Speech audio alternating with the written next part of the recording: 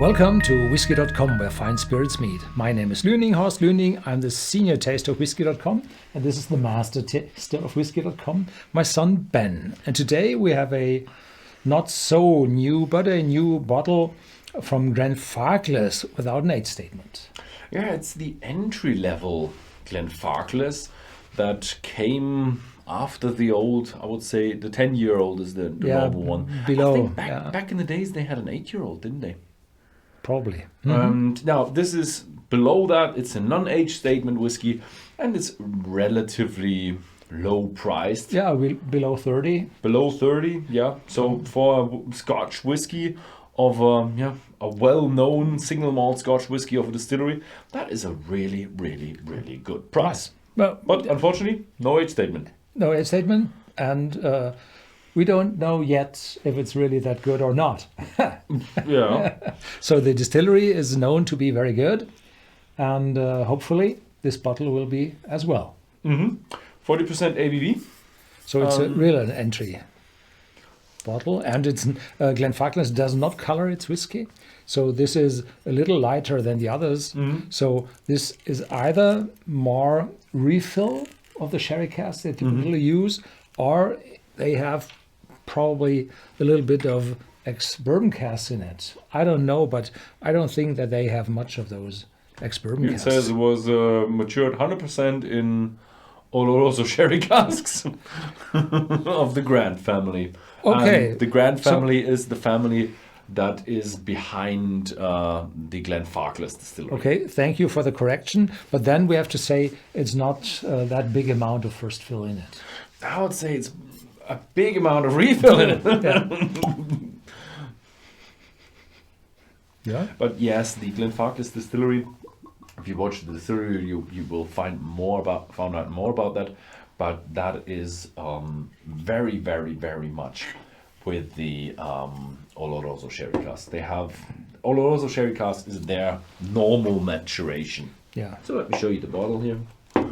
But it's a pretty standard Glenfarclas bottles. It's the bottle that is used for all of the Glenfarclas. And yeah, there is a difference. This bottle belongs to the little bit cheaper bottles because it does not have the brown color. It's a clear one. Oh yeah. So that you see the content. The typical 15, 17 or even older bottles all have brown glass. Someone took my Glenfarclas away. Yeah. Oh, there it is.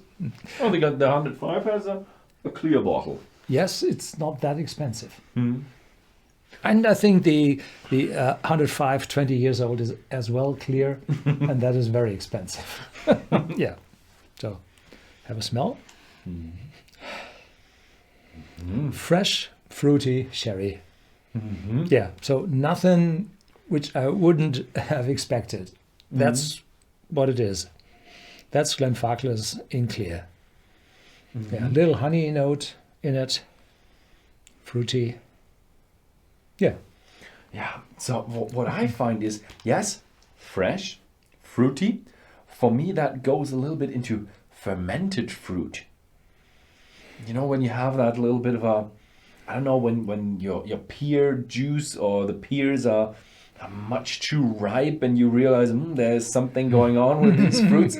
And so the pears remind me a little bit of their spirit, but it has a good amount of maturity to it. It's not a under-matured whiskey, definitely a good matured whiskey, but it has a good amount of fresh, fruity and distillery character in there. I do not have this metallic youth in it. Not at all. Yeah, that's gone. Nothing.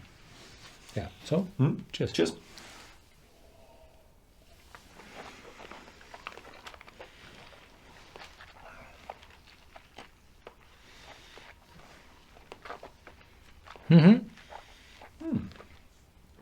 There's an edge in it.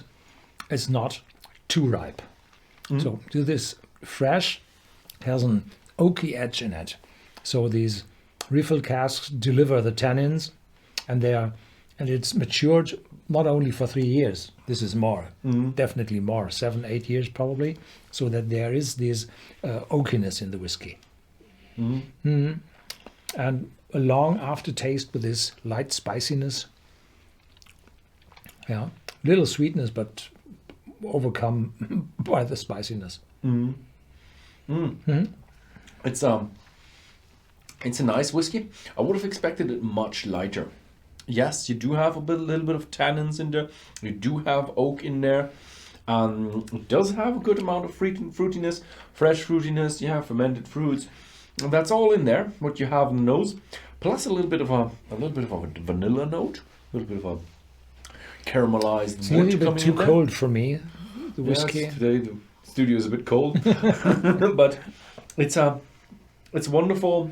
Wonderful, nice Glenfarclas. You do realize, yeah, that's a Glenfarclas. I had the 10-year-old, and I remember a sharpness in it. So this isn't sharp. This is spicy. So I would prefer the Heritage against the 10-year-old.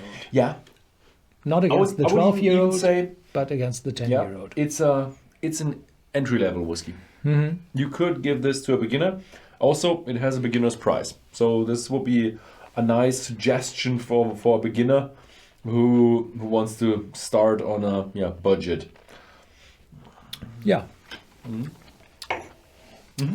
Definitely a longer aftertaste. Yeah. So overall quality could be better. If you compare that to a 15, it's much less. You feel it. Yeah. You feel it. But price to quality ratio, really good. Yeah. Really good one. Really good. Yeah. Because it's just a wonderful whiskey for below 30 euros. That is quite a good price for Glenfarclas. Yeah. That was it. Enough said. Thank you very much for watching, and see you next time.